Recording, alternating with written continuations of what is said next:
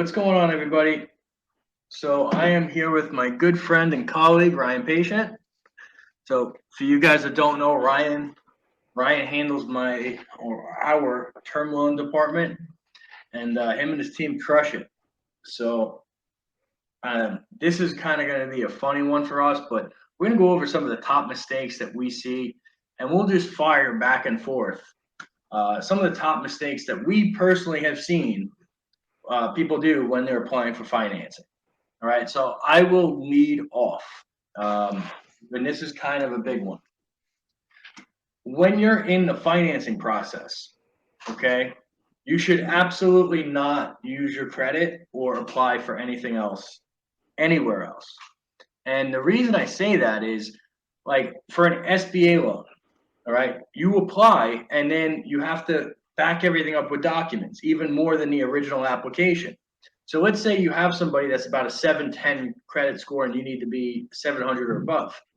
Well, if that same person goes and shops for a car and they go to the wrong place, and that dealership sends you out to a million different places, you're going to get all these credit inquiries and it could drop your score. So then when we go to close the SBA loan, you no longer meet that requirement and you're going to be declined, or we're going to have to wait until the score goes up. On the flip side, anytime that you put your name and signature and social on a piece of paper, on an application for anything, you want to know if it's a hard pull or a soft pull. And you also want to know how many people is it going out to. Because I have also seen people that before they come to us, they applied at a couple, one or two or three brokers or an online, lead aggregator, and they have probably 20 or 30 credit pulls. So when they come in, you're thinking, hey, I got 700 credit or I have 680 credit. And by the time we get it, it's like 590, okay, or 600. And that totally changes what program is available. So that is probably one of the biggest mistakes that I have seen, and we're going to go into a bunch more here. Ryan, what do you got? I mean, that's actually probably one of the top mistakes that everybody makes because they're also trying to shop around while we're doing, and I'll just use us for a very specific example, trying to shop around while we're doing the work for them. There are certain lenders that they look at that and they see like, oh, this person is looking for a lot of credit right now. So it's probably going to be a scenario that we don't want to jump into because they're obviously looking for cash. So that means that this is not could potentially be a bad deal for us. So I've seen that happen a lot of times. I'd say the next thing is that not filing your taxes on time. I mean, honestly, guys, we know that we have to file taxes. Like, there's no getting around this. And anytime, a client tells me that, oh, well, I'm still on extension. I'm like, well, I mean, really, extension's pretty much in October. So right now, I understand that because the pandemic, there and the IRS is backed up a little bit. Like, but you're just kicking the can down the road. You're gonna have to pay these taxes and file these taxes at some point. And right now, you're talking about 2 years in the rears from filing. Ultimately, you're not going to get funding because you don't want to pay your taxes because you don't want to file your taxes. That to me is a very, let's just say, it's a stupid mistake to make when you're in business. Yeah, it definitely limits and eliminates a good amount of programs that you could qualify for. That's not to say that you have to file by what I think April 1st. You can be on Correct. extension, but what Ryan's talking about is being 2 years back.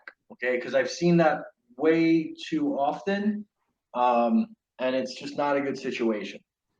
I think another common mistake that I see all the time is people waiting too long to apply. And here's why. Let's say you get the idea that you want to apply for something. And you get the application, now you wait and you wait and you wait. And then something comes up, like you're putting more on credit cards instead of getting the line of credit open or the loan.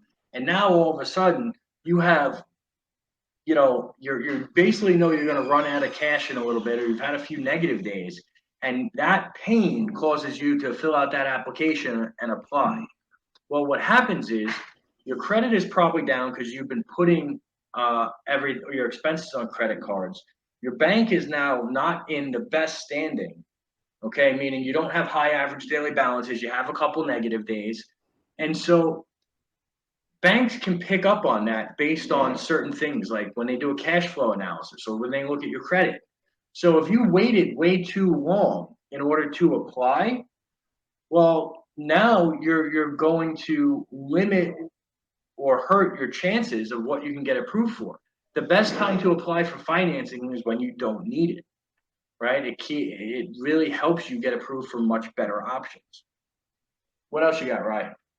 I mean, right now, I hear this all the time. Oh, that rate's too high. Buddy, it's getting higher.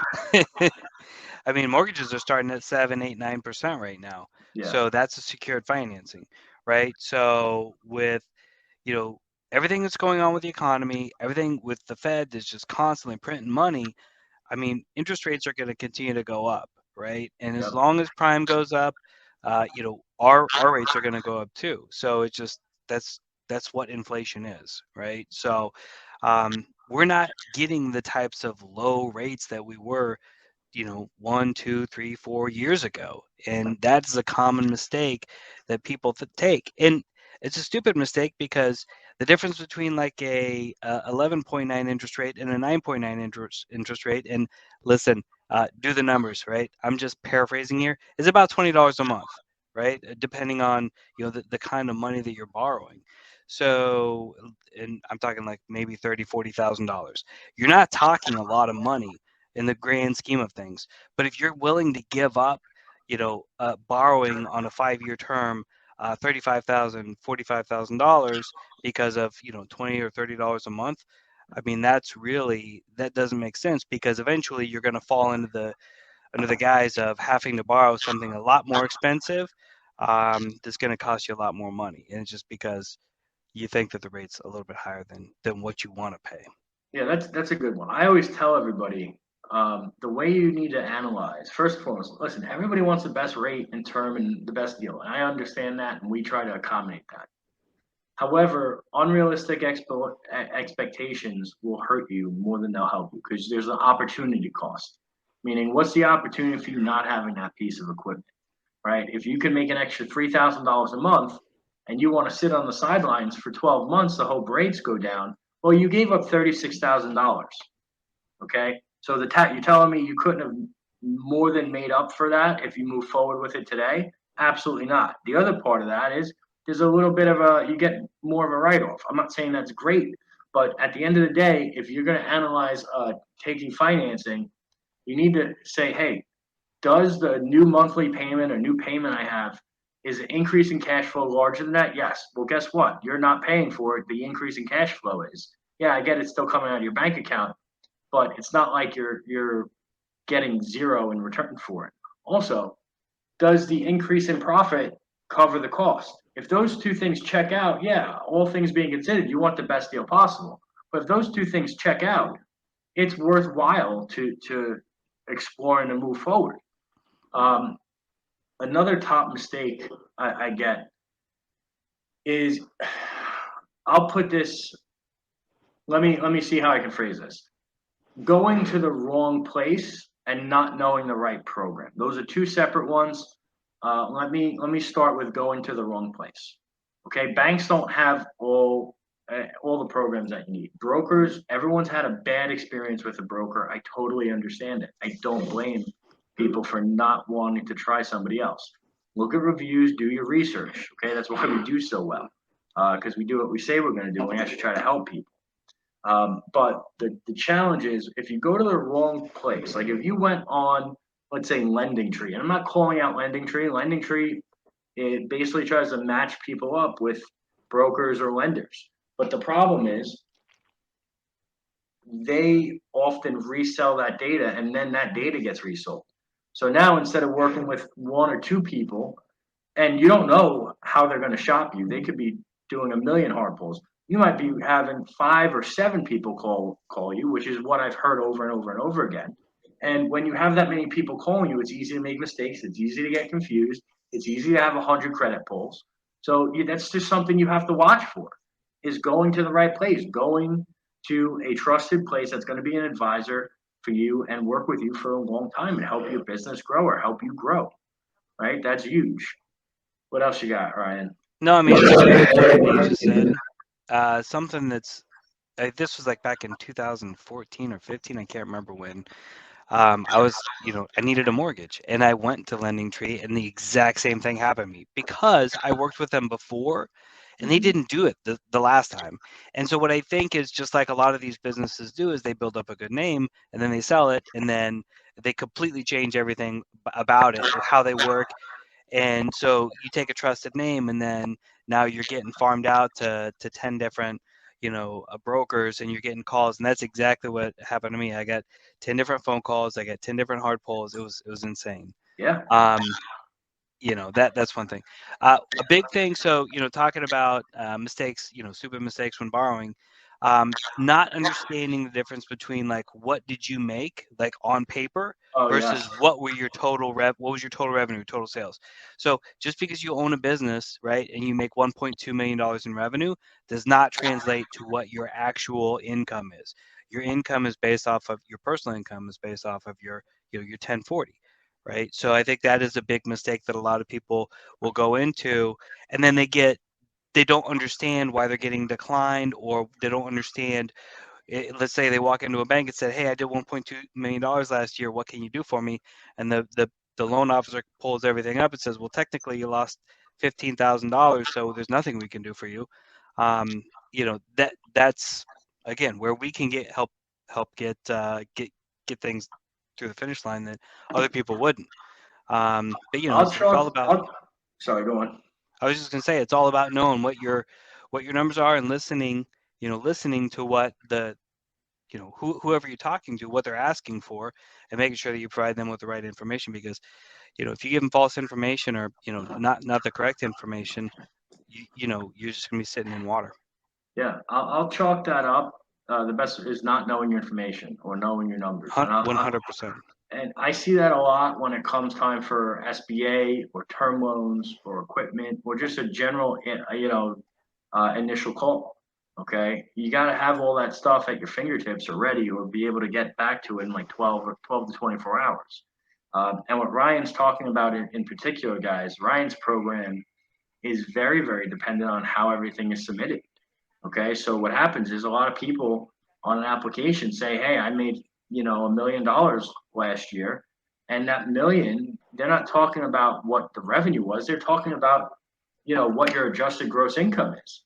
So if that adjusted gross income was on that million was actually 150,000, and we put a million or you put a million, and that gets up and through to our underwriter, they'll reject it because something was overstated. Okay, and that's a big deal. Another one that I will say, and this is more common or the most common, and it's not really anyone's fault because we weren't taught this in school, but not knowing the right program for what you're trying to accomplish, right? And if you want more, just go to the Integrated Business Financing YouTube, subscribe, and you can go, and you're probably watching this on there if you're really smart. But there's certain things that you need, like an SBA loan should be used for debt consolidation, buying a building, buying a business, or potentially even starting a business. Okay.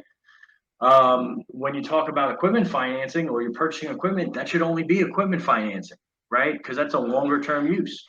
Lines of credit should only be used for inventory, marketing, adding people to your team, supplies, things that you need every day, every week, every month. Okay. If you're waiting net, 15, net 30, net 45, meaning if you're doing a job for another business or the government and you're waiting to get paid, that's invoice factoring. If you take out a line of credit, guess what's going to happen? You're going to still have that same problem. And now you're going to owe, whatever the total line of credit is because you're going to tap it out. Right. So my point being is, one, you should kind of figure out and do some due diligence on the programs that are available, or have somebody like us, a trusted advisor that is going to stay with you and coach you and guide you through the certain programs to help you grow. All right, because not everybody's like that. So knowing the program, knowing numbers, those are big things. Right? You got another one? I mean, I think you pretty much hit on everything. I would say, I mean, The only other like mistake I would say is that some people do is they push off, they delegate uh, gathering information to Yeah, somebody else. So for example, let's say I'm the CEO, right, and I'm trying to get funded. I'm like, well, just call my assistant; she'll take care of everything for you. Well, it's may not be priority on the assistant side, or maybe the assistant doesn't have access to it. When you could just go through with a click of a mouse and have the bank statements, application done, whatever within a half an hour. Yes, I understand that, our clients are busy or, you might be busy, but at the end of the day, if you want to get it done, I mean, that to me is you got to put in a little bit of work as well. that's a really good one. I actually have three people that are like that, and I get it. But there's comes a certain point in time where you probably have to go through some of it and be involved in some part of the process yourself. Because 100%. yeah, because I have seen that a lot. Well, guys, what we're gonna do is we're gonna bring you one or two of these each week. Um, I'm gonna stop it there because those are some pretty common ones. You guys digest it. If this helped you, please share it with somebody. Please like it, comment. If you guys have questions, please reach out to us. We're always here, and we appreciate you guys tuning in. Thanks, Rye.